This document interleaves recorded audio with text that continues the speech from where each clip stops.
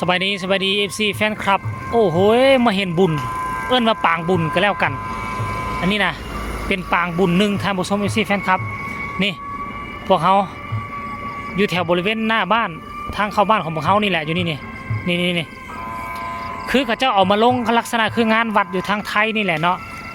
เขาเจ้าได้เอานี่มาลง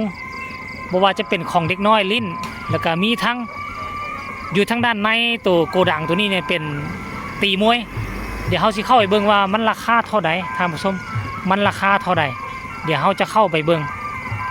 เนาะเขาก็จะเห็นว่าเขาเจ้าตีมวยอยู่ทางฝั่งลาวเนี่ยมันสิเป็นเท่าใดแต่อันนี้มันไม่ได้เป็นเวทีกลางนะเป็นเวทีลักษณะคือมวยวัดนะเขาเอิ้นมวยวัดอันนี้มันมีเดินวางอยู่นี่แล้วเขาก็พากันมาลงมือ2 มือแล้วเขาก็ย่ายมองไปติ๊กเนาะท่านผู้ชมเนาะเดี๋ยวค่อยหามอง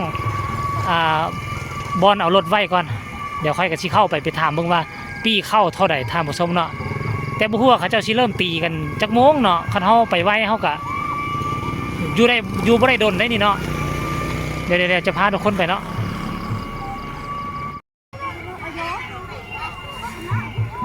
โอ้ตัวนี้คือสิเป็นให้ลิ้นฟรีบ่ทุกคนลิ้นฟรี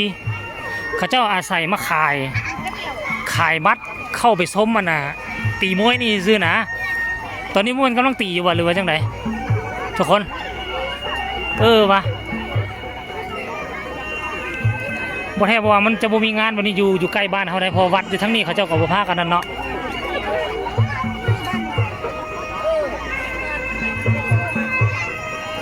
วะ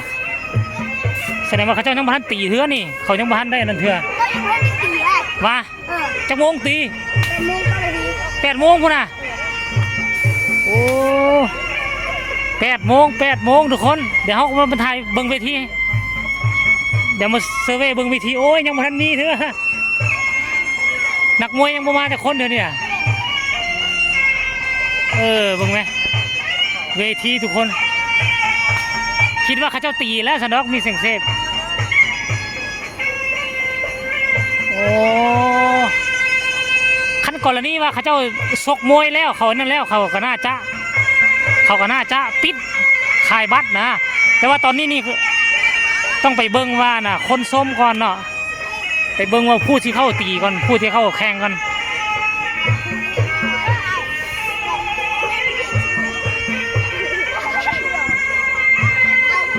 นักชกมาแล้วบอกแล้ววันนี้ทุกคนมันเป็นงานน้อย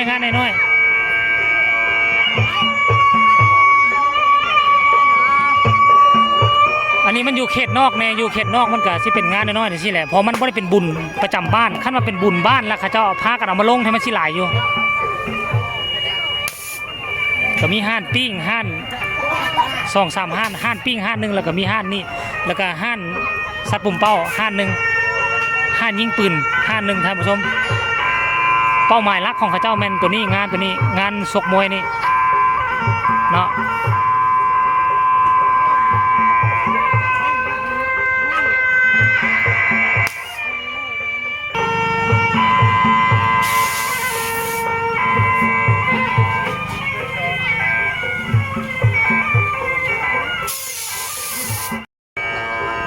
ตอนนี้เขาเจ้ากำลังซื้อปี้คนกำลังเริ่มเข้าไปแล้วเดี๋ยวให้คนอยู่ทางด้านหน้านี่เข้าไปมดให้นักมวยเข้าไปแล้วเขาก็จะเข้าไปทายอีกรอบหนึ่งท่านผู้ชม